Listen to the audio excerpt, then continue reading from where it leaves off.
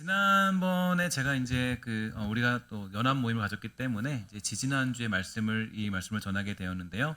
지난 시간에 우리는 그 민수기 12장 전반부를 통해서 불평과 원망의 끝이 어디까지인가를 살펴보게 되었습니다. 11장에서 이제 이스라엘 공동체는 불평과 원망이 일상이 되어버린 공동체가 되고 말았다라는 걸 확인할 수 있었고요. 그리고 잦은 불평과 원망들은 결국에 지도자 모세를 위협하는 자리까지 가고 말았죠. 어떻게 됐냐면은 모세가 구스 여자를 취하였다라는 문제를 들어서 그의 권위를 깎아내리기 시작했는데요. 사실 지난주에도 말씀드렸지만 여러 가지 추론을 해보면 이 모세가 구스 여자를 취했다라는 것은 문제가 될 일이 아니었다라는 것을 기억할 필요가 있고요.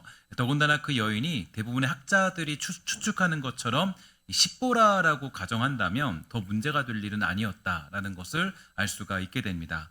하지만 잦은 불평과 원망은 결국에 모세와 같은 권위를 가지고자 하는 상황에 이루고 말았는데, 로마서 13장 1절과 2절을 보면 우리에게 이렇게 가르쳐주고 있죠. 함께 다 같이 읽도록 하겠습니다. 시작. 각 사람은 위에 있는 권세들에게 굴복하라. 권세는 하나님께로 나지 않음이 없나니 모든 권세는 다 하나님의 정하신 바라. 그러므로 권세를 거스르는 자는 하나님의 명을 거스름이니 거스르는 자들은 심판을 자취하리라. 아멘. 이 부분에 대해서 존 비비어 목사님은 이렇게 해석해 주었습니다. 본인들은 선뜻 인정하지 않을지 모르겠지만 하나님에게만 순종해야 하지 인간 권위에는 순종하지 않아도 된다라고 생각하는 사람이 무척 많다. 그런 사람들은 자기가 주님이라 부르는 분과 정면으로 충돌하는 셈이다, 이렇게 얘기해주고 있습니다. 이처럼 이스라엘 공동체는 이 하나님의 권위, 또 하나님의 나라, 그분이 통치하는 질서에 순종하는 공동체라는 것을 볼 수가 있게 되는데요. 그리고 그 공동체의 질서에 따라 이제 미리암과 아론은 이 모세를 하나님과 대면하는 자로 인정하는 것이 옳겠지만, 그들은 그러한 권위조차 못마땅하기 때문에 자신들도 하나님을 알고 있다라고 외치는 상황이 되어버리고 만 것입니다.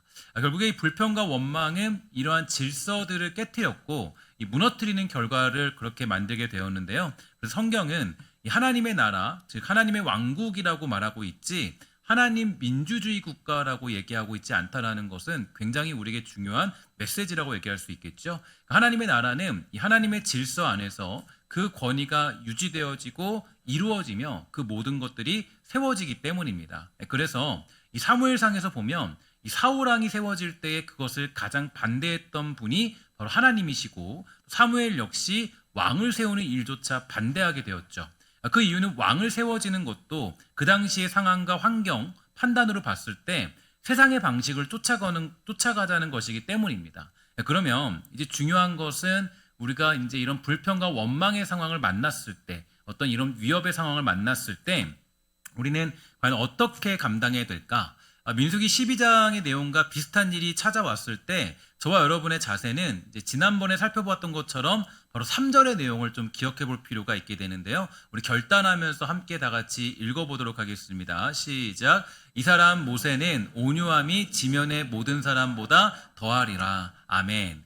자신의 권위에 도전한 사람들이 있었지만 하나님이 세우신 질서에 도전했지만 이 모세는 발끈하지 않았다. 온유한 마음으로 그 모든 것들을 다 해결했다라는 것을 볼 수가 있게 되고요. 이 온유함으로 참고 견디면서 하나님께 엎드렸다라고 하는 것을 밝혀주고 있습니다.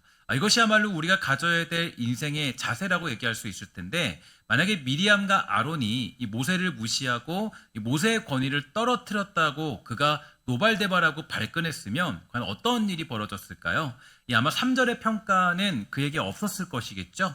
훗날 이 모세가 가나안 땅에 들어가지 못했던 결정적인 이유가 무엇인가 보니까 이 불평하고 원망하는 그 백성들의 반복되는 모습을 보다 못해 자기 자신도 화를 내다가 결국에 이 가나안 땅에 들어가지 못했다라는 것을 우리는 잘 알고 있어요.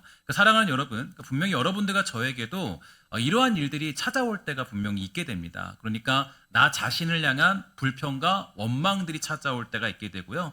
그리고 하나님이 세워주신 질서 가운데 도전하는 모습들이 찾아올 때도 있게 되죠. 그러나 그러한 일들을 만날 때가 있게 되지만 이때 우리가 취해야 될 모습은 바로 모세처럼 온유한 마음을 가지고 그 문제를 해결하는 것입니다. 온유한 마음을 가지고 그 일을 대하게 되면 하나님께서 가장 아름답게 가장 선하게 그 모든 문제를 풀어가시는 분이기 때문에 우리는 내가 발끈할 필요 없고 내가 정말 온유한 마음으로 그 모든 일을 대처할 수 있는 힘을 달라고 기도하는 것, 나에게 어떤 이 발끈할 수밖에 없고 화를 낼 수밖에 없는 상황이 찾아왔을 때 그때 그 온유한 마음을 지키는 것이 바로 우리의 가장 큰 싸움이라고 얘기할 수가 있겠죠. 사실 근데 이게 굉장히 힘들어요. 어렵죠. 예수 믿고 살아도 나를 조금만 건드려도 우리의 성질머리는 아주 그냥 이 정말 아주 막 드러내고 화를 내고 하는 게 우리들의 모습이지 않습니까? 이거는 근데 이 화를 내고 어떤 이렇게 막 이렇게 되는 것은 사실 이게 이제 우리의 고질적인 문제라고도 얘기할 수 있습니다. 그러나 성경은 우리에게 얘기해주고 있는 게 뭐냐면 바로 우리에게 어떤 그 온유한 마음을 가져야 된다. 그것을 지켜야 된다라고 가르쳐주고 있습니다. 그래서 오늘 본문을 보면 하나님께서 이제 이스라엘 공동체에 만연한 현실, 그러니까 불평과 원망이 어떤 아주 그렇게 만연하고 있는 현실들, 또 미리암과 그 아론이 대표적으로 그렇게 이제 그 모세의 그 대권, 그러니까 모세의 그런 권위에 도전하고 있지 않습니까? 근데 그럴 때 이제 지도자 모세를 무시하는 그 문제를, 그러니까 그 문제를 모세가 해결하지 않고 하나님이 해결하시는 과정들이 등장하고 있습니다. 그래서 이 모세는 그저 그렇게 이제 공격을 받았지만 이 미리 그러니까 십보라에 대한 아내에 대한 공격을 받았지만 그 공격을 받게 될 때 모세가 막 변명하거나 뭐 억울하다 이렇게 표현하지 않고 그냥 온유함으로 그 모든 문제를 해결했던 것 같아요. 그러니까 이제 이 문제를 해결하는 분이 누구냐면 하나님이 그 모든 문제를 해결하고 있다라는 것을 볼 수가 있게 됩니다. 그래서 보면은 그 문제를 해결하시기 위해서 모세와 아론과 미리암을 하나님이 이렇게 세 명을 딱 불러내시죠. 4절에 보니까 이렇게 되어져 있어요. 여호와께서 갑자기 모세와 아론과 미리암에게 이르시되 너희 세 사람은 회막으로 나오라 하시니 그 세 사람이 나아가매 이렇게 나타나 있지 않습니까? 여기서 보면은 조금 독특한 단어가 갑자기라는 단어인데요. 이 단어가 왜 등장하는가 보니까 그것은 이스라엘 지도자들의 지도력에 위기가 발생한 상황에서 이제 하나님께서 바로 개입하실 것이라는 긴박감을 느끼게 하는 그런 장면이 갑자기라는 단어로 등장해주고 있습니다. 또 그런 면에서 모세와 미리암과 아론이 하나님께서 직접 자신들을 부르실 것을 전혀 예상하지 못했다라는 것을 나타내고 있는 것이죠. 그러니까 그냥 이 일이 그냥 사라지고 그냥 묻히거나 그냥 그것이 그냥 뭐 별일이 생기지 않을 것이다라고 생각할지 모르겠어요. 근데 어쨌든 간에 전혀 예상하지 못했던 상황이 벌어졌다라는 것을 볼 수 있는데, 그러니까 미리암과 아론은 이 그 지도자 모세에게 그렇게 도전했던 것들에 대해서 그 일로 인해서 하나님이 개입할 것이라는 것을 조금도 예측하지 못했다라고 그렇게 성경은 얘기해주고 있는 것입니다. 그러니까 아마도 그들은요, 자신들이 저질렀던 이 상황이 큰 문제가 될 것이라고는 조금도 생각하지 못했다라는 거예요.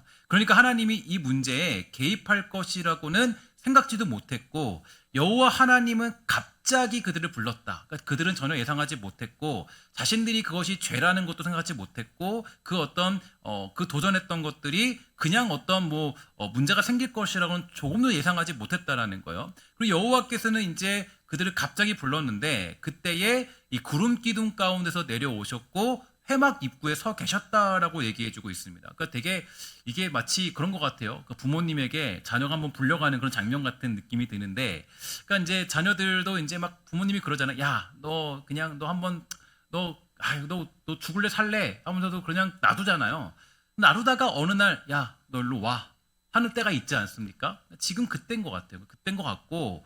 그러니까 여호와께서 갑자기 전혀 예상하지 못했는데 너 일로 와라 했던 그런 모습이 있는 것 같습니다. 그래서 이 아론과 미리암을 부르시자 이 두 사람 모두 가까이 나오게 됩니다. 그리고 말씀하시기를 내 말을 들어라. 너희 가운데 예언자가 있으면 나 여호와가 환상으로 너를 그에게 보여주고 꿈으로 그에게 말할 것이다. 그러나 내 종 모세에게는 그렇게 하지 않았는데 그는 나의 모든 백성을 충성스럽게 보살피고 있다. 나는 그와 얼굴과 얼굴을 맞대어 말하고 숨은 뜻으로 말하지 않고 분명히 말한다. 그러나 그는 나 여호와의 모습까지 보는데 어찌하여 너희는 아무 두려움도 없이 내 종 모세를 비방하고 있느냐, 이렇게 이야기를 던져내고 있습니다. 이렇게 여호와 하나님은 그들에게 크게 노하시고 떠나가시죠. 하나님께서 이 모세의 권위를 직접 세워주시고 하나님께서 직접 이 문제에 대한 판결을 해주시는 것을 볼 수가 있게 되는데, 이런 면에서 볼 때요, 이 이스라엘 공동체는 조금 특이한 공동체예요. 어떤 공동체냐면 하나님이 세우신 공동체인데 이 하나님이 세우신 공동체는 세상의 법칙과는 전혀 다른 방식으로 유지되고 있다라는 것을 보여주고 있는 것이죠. 그러니까 어떻게 보면은 미리암과 아론의 항의가 어느 정도는 일리가 있어요. 사람들이 이제 얘기하는 불평과 원망들이 그게 이제 일리가 어느 정도 있는 상황이라고 볼 수가 있습니다. 그들이 가장 이 화가 났던 거는 이거죠. 왜 당신만 선지자냐? 나도 하나님을 알고 있는데, 그러니까 이게 이제 뭐 우리가 봤을 때도 그렇잖아요. 뭐 저도 하나님을 알고 있고 여러분도 하나님을 알고 있는데 왜 당신만 지도자고 왜 당신만 하나님을 대면한다고 얘기하고 있느냐? 이런 질문들이 막 그들 사이에서 있었던 것 같아요. 나름대로 봤을 때에 타당하고 이유가 있어 보입니다. 그런데 결국에 하나님이 손을 들어준 사람은 바로 누구냐면 모세였다라는 거예요. 이것은 하나님께서 그렇게 질서를 세우겠다라고 말씀하고 계신 것을 볼 수가 있게 되는데요. 더군다나 9절을 보니까 이렇게 되어 있습니다. 여호와께서 그들을 향하여서 진노하고 떠났다라고 나타나 있는데요. 이것은 하나님께서 매우 크게 화를 냈다라는 뜻이라고 볼 수가 있겠죠. 그리고 하나님은 직접 개입하셔서 그 질서를 세우신 것이다라는 것을 볼 수 있는데요. 하나님께서 모세를 대신하여서 스스로 모세를 변호해 주신 것입니다. 그래서 우리는 이러한 일을 당할 때, 그러니까 이제 저도 누누이 말씀드리지만 억울한 자리에 있는 게 낫다. 그러니까 온유한 마음으로 억울한 자리에 계셔라라는 이유가 어딨냐면, 그러니까 그런 일을 자초할 필요는 없겠지만, 그러니까 이제 어떤 그런 이 억울한 일들, 그러니까 이 모세가 굉장히 억울했잖아요. 억울하고 자기 아내 가지고 치졸하게 그렇게 걸고 넘어지는 사람들을 대한 것은 굉장히 참 속상한 일입니다. 여러분 제일 속상한 게 어떤 얘기예요? 다른 건 다 참아도 여러분 가족들 욕하는 건 못 참죠? 근데 지금 이제 그 미리암과 그 아론이 뭘 가지고 걸고 넘어가냐면은 가족들을 가지고 걸고 넘어간 거예요. 야, 네 아내가 지금 구스 여자 같은데 그 여자가 좀 어떤 거 같냐? 이거 갖고 넘어가면은 이게 정말 화가 나고 막 제일 화가 나는 장면이에요. 근데 그때 이제 그 모세는 그 문제를 해결하지 않았어요. 해결하지 않고 그냥 참고 넘어갔죠. 참고 온유하게 넘어갔습니다. 그러니까 이제 이게 되게 중요한 방법이에요. 제가 여러분들 늘 말씀드리는 게 왜 우리가 이제 뭐 굳이 억울한 자리를 막 미리 갈 필요는 없어요. 근데 살다 보면 그러니까 내가 변명을 해야 될 자리가 생길 수도 있다라는 거예요. 억울한 자리가 찾아올 수 있다라는 거예요. 그러니까 사람들의 오해, 여러 가지 어떤 그런 억울한 자리, 특별히 어떤 리더자의 자리에 있으면 그런 경우를 많이 경험할 수밖에 없는데요. 근데 그런 자리에 있을 때 굳이 내가 내 자신을 변호하기 위해서 무언가를 할 필요가 없다라는 걸 성경은 누누이 강조해주고 있습니다. 그래서 하나님께서 모세를 대신하여서 스스로 모세를 변호해 주신 거죠. 그래서 우리는 이러한 일을 당할 때 구차하게 스스로 자신의 권위를 보호하기 위해서 변명할 필요가 없습니다. 오히려 하나님께 모든 것을 맡기고 하나님의 뜻을 기다리는 것이 우리가 가져야 될 모습이라는 거죠. 그러면 하나님께서 친히 나서서 당신의 종 모세의 권위를 세워주시고 높여주셨던 것처럼 하나님께서 우리를 높여주신다. 이게 성경이 말해주는 원리라고 얘기할 수가 있습니다. 이것은 이 모세만 경험한 일은 아니었어요. 그러니까 모세에게만 국한됐다면 그냥 우리가 뭐 그냥 그랬나 보다라고 할 수 있겠지만 이 성경의 수많은 하나님의 종들이 다 그러한 일들을 경험했다는 걸 알 수가 있죠. 여러분이 잘 알고 있는 요셉은 이 억울한 누명을 쓰게 되었습니다. 그리고 그 모든 것을 다 잃어버리고 감옥에 잡혀가게 되죠. 하지만 그는 그것을 자신이 해결하고자 발버둥 치지 않았어요. 오히려 하나님께 맡기고 끝까지 하나님께 충성을 다한 인생을 살게 되었습니다. 그러자 하나님께서 요셉을 애굽의 국무총리까지 이르도록 세워주시고 높여주셨다는 걸 볼 수가 있는데요. 이뿐만 아니라 다니엘도 마찬가지였습니다. 다니엘과 그 세 친구들도 굉장히 억울한 자리에 갈 수밖에 없었죠. 그들 역시 이제 그 여러 가지 상황들 속에서 뭐 이렇게 풀무불에 던져지기도 하고 사자밥이 되기도 하고 많은 문제를 겪게 되는 상황이 있었지만 성경에 보면 그들이 자신들을 변호했더라, 뭐 변명했더라 이런 얘기를 하나로 찾아볼 수가 없습니다. 그냥 그들은 풀무불에 던져지면 던져지는 대로 또 사자밥에 되는 그대로 그냥 그걸 던져짐을 당했어요. 이게 되게 중요한 일이에요. 그러니까 이제 우리는 보통 이 사자밥에 던져지려면 우리는 막 난리 치겠죠. 야, 나는 그냥 내가 전통에 따라서 기도한 것 뿐인데 내가 거기 가야 되냐? 내가 국무총리인데 여러 가지 일들을 얘기할 수 있지 않습니까? 다니엘은 한 번도 그렇게 하지 않았어요. 그리고 뭐였냐면 그냥 억울한 자리에 서 있습니다. 그들이 뭐라고 하든 하나님 앞에서 부끄럽지 않게 정직하게 살아가는 그들의 모습을 볼 수가 있게 되죠. 그러니까 자기 권위가 완전히 무너지는 자리인데 그때 어떤 이 다니엘과 세 친구들도 발버둥 치지 않았다라는 거예요. 내 권위를 세우려고 하지 않았고 하나님께 전적으로 맡기고 그저 그 길을 묵묵히 걸어가니까 풀무불에 그들이 타 죽었습니까? 아니면 살아났습니까?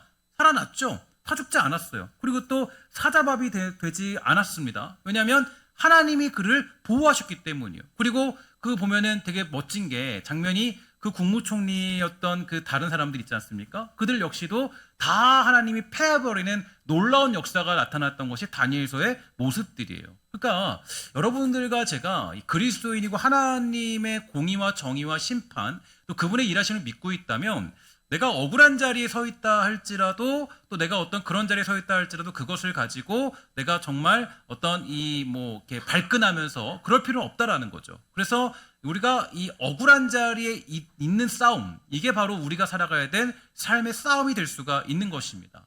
오늘 저와 여러분들의 권위는 과연 누가 세워주는 것입니까? 바로 우리가 그냥 이렇게 권위가 있다라고 해서 권위가 있는 것일까요? 그렇지 않죠. 바로 우리 하나님께서 그 권위를 세워주는 놀라운 역사가 일어나게 되는 줄 믿습니다. 최근에 이 한국교회의 권위가요, 굉장히 땅에 떨어진 상태죠. 한국교회 보기를 세상은 너무나 우습게 보기도 해요. 특별히 또 목회자 보기도 굉장히 정말 그렇게 보기도 하는데, 그러나 이러한 때 우리가 취해야 될 모습이 뭐냐면 우리가 가져야 될 마음의 자세는 이 온유한 마음을 가지고 하나님께 모든 것을 맡기는 것, 엎드리는 것이에요. 그러면 무너진 한국교회의 권위는 하나님이 세우시는 것입니다. 우리가 굳이 막 권위를 찾으려고 여러 가지 일들을 하지 않아도 우리가 주 앞에 성실하게 진실하게 살아가면 하나님께서 그 모든 것들을 다 세워주시고 하나님이 갚으시는 놀라운 역사가 일어나게 되는 것이죠. 우리가 할 수 있는 일은 절대로 아니에요. 심지어 그러한 일을 당할 때, 내가 때로는 어떤 이 세상의 공격을 당할 때, 우리의 권위를 무너뜨리는 공격을 당할 때 여러분과 제가 취해야 될 자세에 대해서 성경은 분명히 가르쳐주고 있는데요. 사도행전 7장 60절에 보면 아주 중요한 메시지가 있죠. 함께 다 같이 읽도록 하겠습니다. 시작. 스데반은 무릎을 꿇고 큰 소리로 주님, 이 죄를 이 사람들에게 돌리지 마시옵소서라고 그렇게 외쳤습니다. 그러니까 이 말을 하고 스데반은 잠들었는데 이러한 자세가 중요한 거예요. 이것이 저와 여러분들의 권위가 세워지는 방법이라는 거죠. 그러니까 스데반은 순교를 당했지만 하나님께서 그러한 권위를 세워주셨고 하나님께서 그를 통하여서 하나님의 나라를 세워줬다라는 것을 볼 수가 있게 되는 대목이죠. 스데반은 주님을 만남으로 최고의 영광을 누리게 되었을 것입니다. 하지만 우리가 스스로 나의 방법과 능력과 힘으로 자기 권위를 찾으려고 한다면 오히려 문제가 생겨버릴 수밖에 없는 거예요. 그러니까 우리가 이 어떤 나에 대한 권위, 또 어떤 나에 대한 어떤 자리에 대한 권위, 직분에 대한 권위, 이런 것들, 많은 것들을 가질 때 그때에 우리가 그것을 막 내가 내 힘으로 하려는 것이 아니라 하나님께서 세워주기를 기도하고 우리는 온유한 마음으로 그 길을 걸어갈 필요가 있다라는 것이에요. 그럼 캠핑을 가게 되면요, 많은 사람들이 하는 일이 있는데 바로 뭐냐면 이 화롯대에 불을 붙이는 것입니다. 여러분 다 좋아하는 게 불멍 좋아하시죠? 불멍 좋아하는데요. 제가 근데 어느 날 제가 그 화롯대에 불을 붙이다가 깨달은 것이 있어요. 뭘 깨달았냐면, 그러니까 이제 인위적으로 그러니까 인위적인 불로 나무에 불을 붙이면 나무가 연기만 잔뜩 나지 불이 잘 붙지 않는다라는 거예요. 무슨 얘기냐면 여러분 그 굉장히 화력센 불 있잖아요. 막 확 나오는 거. 그걸로 나무를 태우면요 한 20분 동안 태워야 돼요. 막 오랫동안 태워야 겨우겨우 불이 붙습니다. 근데 보통 그렇게 불이 안 붙어요. 근데 불을 붙이는 방법이 뭐냐면 자연적인 불을 만들면 굉장히 나무가 잘 탑니다. 그래서 이제 나무를 태울 때 아주 작은 불, 그러니까 작은 불로 자연적인 불을 만들어내면 그 불은 이제 그 불 위에다가 나무를 쌓아두면요 나무가 굉장히 잘 타요. 근데 많은 사람들이 캠핑을 가면 많은 사람들이 그 사실을 모르더라고요. 몰라서 뭐 하냐면 아주 강력한 불로 그냥 무작정 막 이러고 있어요. 화염방사에서도 지금 막 그러고 있어요. 그럼 불이 안 붙어요. 좀 붙다가 안 붙어요. 그러니까 이제 천천히 그냥 작은 불로 그냥 바람 살살 하면서 붙어야 불이 막 타타타타닥 붙는데, 근데 그렇게 막 하면 절대 불이 붙지 않죠. 그러니까 그 사실을 잘 모르고 처음에는 불을 막 쏘아야 되거든요. 그러면 장작을 그렇게 피려고 하니까 연기만 잔뜩 마시다가 겨우겨우 불을 붙이게 되는 경우가 굉장히 많이 있습니다. 우리의 권위도 마찬가지겠죠. 내 스스로 내 능력으로 내 힘으로 세운 권위는요 연기만 잔뜩 나서 사람들의 눈을 괴롭게 할 뿐이에요. 그러니까 내가 막 권위 세우려고 그러면요 막 난리를 쳐야 돼요. 이것저것 난리를 치고 별짓을 다 해야 권위가 세워져요. 그러면은 사람들이 정말로 연기만 잔뜩 먹어서 막 그 눈살을 찌푸릴 수밖에 없는 거죠. 사람 눈살을 찌푸리게 만들고 기침하게 만드는 거예요. 그래서 자기 능력으로 권위를 세운 사람들과는 가까이 하는 것이 굉장히 어렵습니다. 반면에 하나님께 자기 권위를 맡기는 사람들의 특징은 무엇입니까? 그 사람들은 거기에 뭐가 있어요? 따뜻함이 있죠. 함께하고 싶습니다. 그 사람을 볼 때마다 마음이 평안해질 수밖에 없어요. 이것이 바로 불평과 원망이라는 것을 만났을 때, 자기 권위를 무너뜨린 사람을 만났을 때 온유함으로 엎드린 사람들이 가지는 특징이라고 얘기할 수가 있는 것입니다. 저는 우리 교회가 인위적으로 우리의 권위를 세우는 것이 아니라 정말로 자연스럽게 하나님의 주시는 놀라운 은혜로 말미암아 하나님 세우시는 권위로 세워지는 복되고 아름다운 교회, 그런 성도들 다 될 수 있게 되기를 주의 이름으로 간절히 부탁을 드리겠습니다. 바로 우리 실력으로 교회의 권위를 세우는 것이 아니라 하나님께 엎드림으로 그 권위를 세우는 교회가 될 수가 있다라는 거예요. 그러니까 교회가 진정한 권위를 누리기 위해서는 다른 게 없습니다. 하나님께 엎드리는 것밖에 없어요.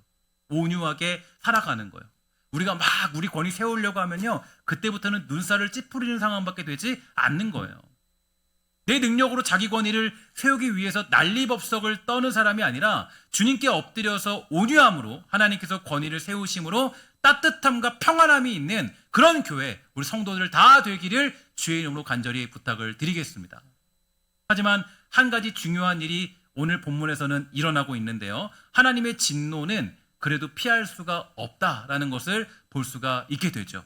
10절에 보니까 이렇게 되어 있습니다. 함께 다 같이 읽도록 하겠습니다. 시작. 구름이 장막 위에서 떠나갔고 미리암은 나병에 걸려 눈과 같더라. 아론이 미리암을 본즉 나병에 걸렸는지라. 아멘.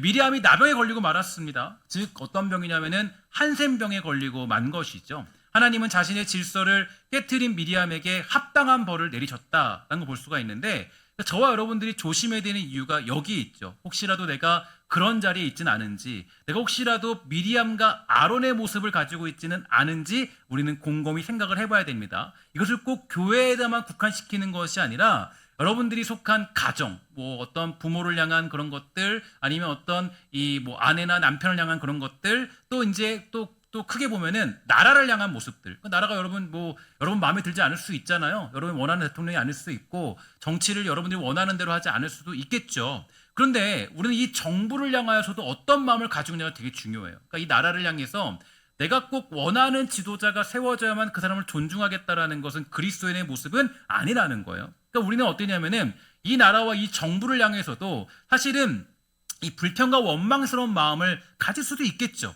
물론 매우 또 호의적인 부분이 있을지도 모르겠습니다. 그러나 우리가 취해야 될 기본적인 자세는 뭐냐면, 어떠한 정부가 들어서더라도 하나님의 뜻이 실현되는 것을 인정하면서 하나님의 질서가 권세자들로 인하여서 실현된다는 것을 기억하고 나라와 민족을 위해 기도하는 일에 멈춰서는 안 된다는 거예요. 그러니까 내가 이놈의 정부가 썩을 놈의 정부구나, 나는 정부 인정하지 못하겠다 막 난리치면서 하는 거는 절대로 우리가 취해야 될 기본적인 자세는 아니라는 거예요. 그러니까 우리의 기본적인 자세는 무엇이냐? 일단 하나님이 세우신 정부이기 때문에 그 정부를 인정하고 하나님의 권위와 질서들을 인정하면서 온유한 마음으로 그 길을 내가 해결하는 것이 더욱더 좋다라는 것입니다. 이런 예가 있는데, 제가 언젠가 굉장히 재미있는 연구를 본 적이 있어요. 어떤 연구냐면, 여러분들이 그 여름만 되면은 가장 싫어하는 곤충이라 그래야 되나? 뭐 벌레라 그래야 되나요? 그게 있죠? 뭐가 있습니까? 뭘 싫어하나? 여름 되면요.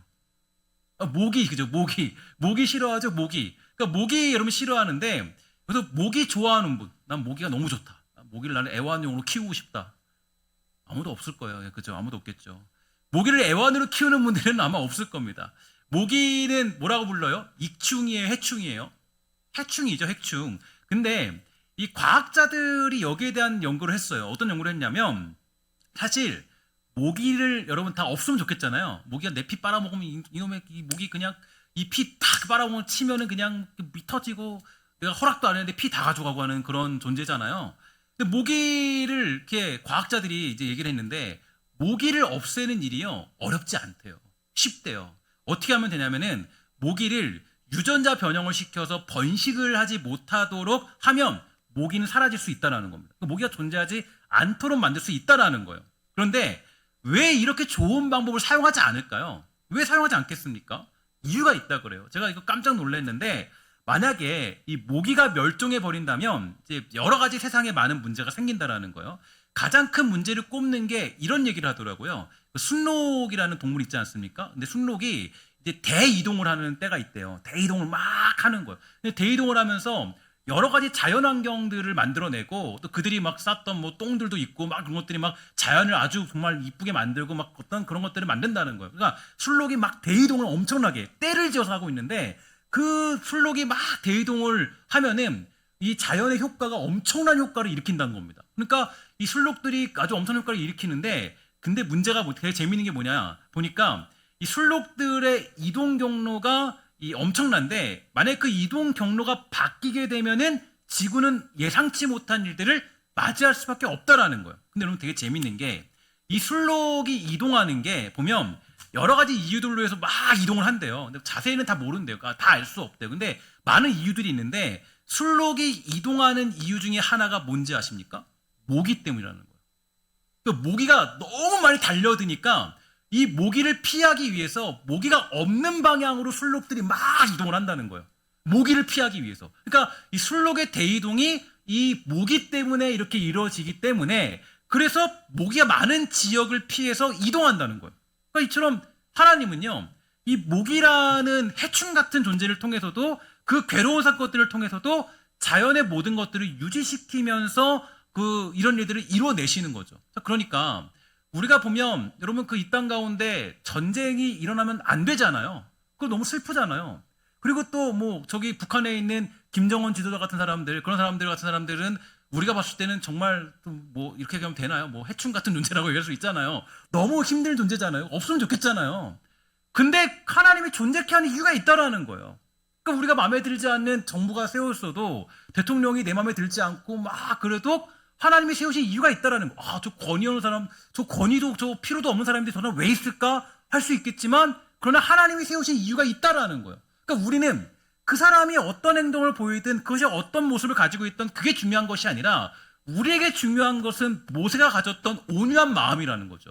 그러니까 이 자세가 중요한 것이지 상대방이 권위가 있냐 없냐 뭐 존중을 받을 만하냐 하지 않느냐 이게 중요한 게 아니라는 거예요. 그러니까 이 하나님은 이 그 모기라는 해충을 통해서도 그 나라를 유지하시는 것처럼 나라와 국가 권세자들을 통해서도 자신의 뜻을 충분히 이루시는 하나님이라는 것을 성경은 우리에게 가르쳐주고 있는 것입니다. 그래서 우리가 어떤 이 많은 일들 가운데 어떤 많은 상황들 속에서 우리가 해야 될 일은 이 불평과 원망이 아니라 어찌되었든 하나님께 모든 것을 맡기며 살아가는 것이 우리의 가장 중요한 믿음의 모습들이에요.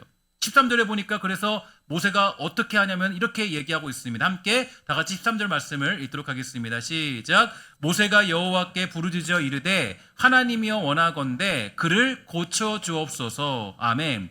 고통당하는 미리암을 향한 기도가 나타나고 있는데요. 사실 인간의 마음이 어디 이렇습니까? 하나님이 갚으시면 야 잘됐다. 야 너 나 지금 힘들게 만들었지. 너무 당해봐라. 너 한센병 걸려가지고 죽어봐라. 너 괴롭힘 당해봐라. 이게 우리의 심정이잖아요. 근데 모세가 그렇게 하지 않고 간절히 기도하고 엎드리는 걸 볼 수가 있게 돼요. 그러니까 하나님께서 어떻게 합니까? 빨리 그 병을 고쳐주실 것을 간절히 기도하는 그 모습들. 그러니까 우리의 마음이 이런 모세의 마음과 같아야 된다라는 거예요. 우리가 어떤 뭐 일들을 발끈하고 내가 뭘 하내고 내가 뭐 난리를 치고 화를 내고 이런 것들은 하나님 앞에서 가장 옳지 못한 모습이라는 것을 볼 수가 있다라는 거죠.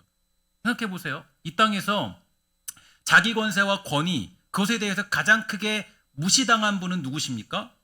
바로 예수님이시죠. 예수님은 왕 중의 왕으로 이 땅에 오셨습니다. 근데 예수님은 그 어떤 로마 정부의 그 권위, 그 어떤 유대인들의 권위 아래 완전히 철저하게 무너지고 말았어요.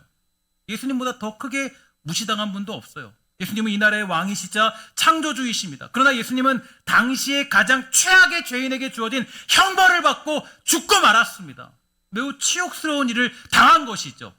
베드로가 어땠습니까? 예수님을 잡으러 왔을 때 칼을 빼고 그들을 맞서려고 했을 때 우리 주님 말씀했습니다. 내가 천사들을 12군단이나 불러들일 줄 몰라서 그러냐?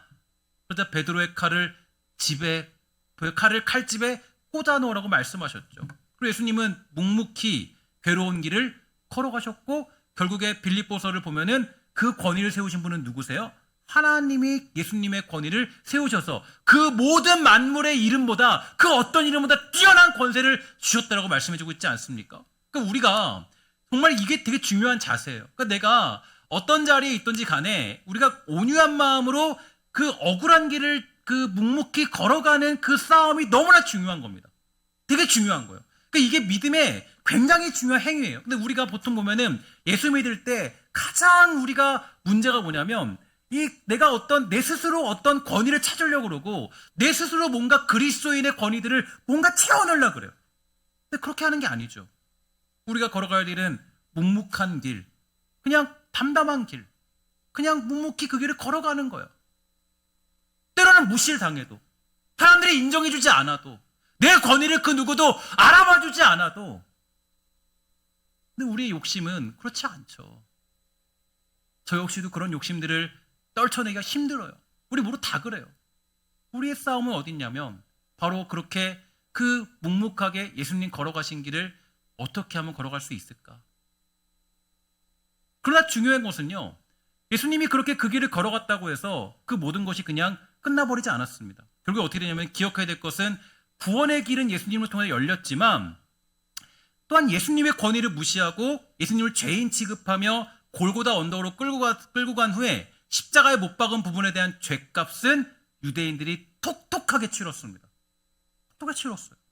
그러니까 이게 하나님 갚으세요. 그러니까 이제 그것들은 반드시 갚으시죠. 갚으시되 우리들은 그것을 가지고 갚으실 거니까 너 쌤통이다 이게 아니죠. 우리는 모세처럼 하나님 저 사람을 고쳐주세요. 우리는 그런 마음으로 가는 거예요. 하나님이 하신 일이지만.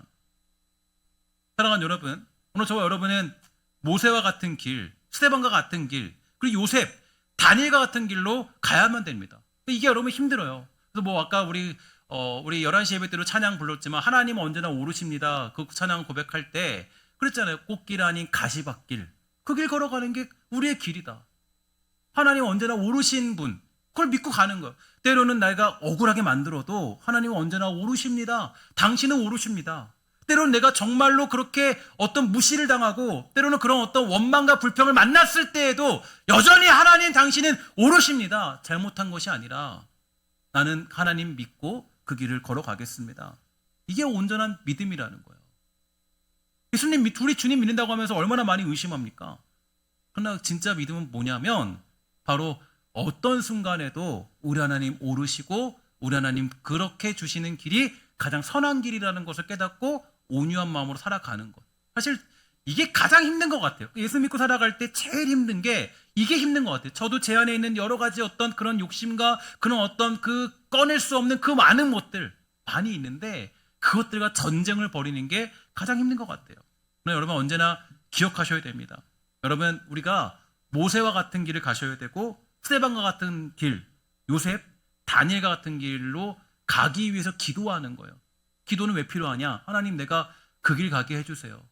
예수님 가신 길 가게 해주세요. 하나님 내 그냥 사업이나 잘 되고 돈 잘 벌고 좋은 집 가고 좋은 차 사고 그냥 돈 잘 벌고 이러기 위해서 내가 기도하는 게 아니라 여러분들과 저의 기도는 어떤 기도가 되어야 되냐면 하나님 내가 오늘도 때로는 억울하고 원망스러운 자리에 놓여 있음에도 불구하고 그러한 때도 여전히 주님 제가 모세가 갔던 온유함의 길, 예수님 가셨던 그 고난의 길, 다니엘이 갔던 억울한 길, 요셉이 겪었던 그 고통의 길 제가 갔을 때 우리 하나님 언제나 오르십니다라고 고백할 수 있는 믿음의 자리에 있게 해주세요. 그 힘을 가지도록 해주세요라고 기도하는 것이 우리가 기도해야 되는 가장 중요한 모습이 될 수가 있다라는 겁니다. 여러분 내가 스스로 그런 것들을 증명하려고 세우려고 하지 마십시오. 여러분 정말 하나님께서 그 일들을 우리가 그 길을 걸어가면 하나님이 직접 그 놀라운 역사를 이루어내시는 역사가 있게 되는 줄 믿습니다. 마지막으로 저는 곰곰이 생각해 봤어요. 왜 하필 아론과 미리암이라는 모세의 최고 동역자들이 그러니까 이 미리암과 아론은 모세가 이제 의지할 수 있는 가장 최선의 사람 아니겠어요? 그러니까 이제 그 누구는 다 배신하고 다 원망해도 얘네들은 안 그래야 돼요. 이 사람들은 적어도 모세 편을 들어야 되고 그러니까 다른 사람들은 다 뭐라고 해도 적어도 미리암과 아론 정도는 모세 편을 들어야 됩니다. 그러니까 거기서 보면은 100만 명이다. 그러면은 99만 9만 명이 다 전부 다 모세를 비방했어도 미리암과 아론만은 그러면 안 되죠. 안 되죠. 근데 곰곰이 생각해 봤어요. 왜 하필이면 이러한 반역스러운 일을 그들이 저지르게 만들었을까? 왜 모세를 괴롭게 만들었을까? 왜 하필 이 시점에서 함께 지금 백성들의 원망과 불평을 이겨내기도 힘든 상황인데 왜 하나님은 이런 문제까지 모세에게 허락해 주셨을까? 그러다가 하나님이 주시는 답이 뭔가 보니까요. 바로 이렇게 함으로써 모세와 아론 그리고 미리암은 더욱더 하나 되는 길을 걸을 수가 있었다라는 거죠. 그들은 하나님의 인도하심을 따라서 이스라엘 공동체의 지도부로서의 하나됨을 이루게 된 것입니다. 자, 이것이 해결되고 나니까 그때부터 미리암과 아론은 모세를 존중하고 모세를 인정하기 시작했습니다. 그리고 그렇게 하나님은 그들이 가지고 있는 불신의 문제 그리고 미묘한 그 상황들을 해결하시고 이제는 소망의 땅을 향하여서 달려가도록 준비를 시켜주신 것이죠. 사실 감사하게도 민수기 15장부터는요. 절망의 메시지에서 전환되어서 소망의 메시지로 변화되는 기적의 일들이 나타나게 됩니다. 다시 말해서 민수기 11장부터 14장까지의 내용을 통해 이스라엘 공동체는 소망을 향해서 달려가는 공동체가 될 수 있던 것입니다. 그러므로 우리는 오늘 더욱 확신할 수 있는 사실이 하나 있어요. 어떻게 좀 이렇게 좀 이야기하면 좀 쉬울지 모르겠지만 때로는 그런 일을 만난다 할지라도 때로는 힘들고 어려운 일을 만난다 할지라도 여러분 정말 이 자기 피를 빨아먹는 모기도 멸종시킬 필요가 없다라는 것을 여러분 기억하십시오. 하나님의 모든 섭리와 모든 뜻 가운데 언제나 하나님은 오르시고 언제나 하나님은 그 모든 것들을 완성으로 이루어가시는 분임을 기억하면서 모세와 같은 자세를 언제나 유지함으로 말미암아 그 길을 걸어가기에 부족함 없는 사랑하는 신성의 모든 권속들 우리 모두가 다 되시기를 주의 이름으로 간절히 부탁을 드리겠습니다.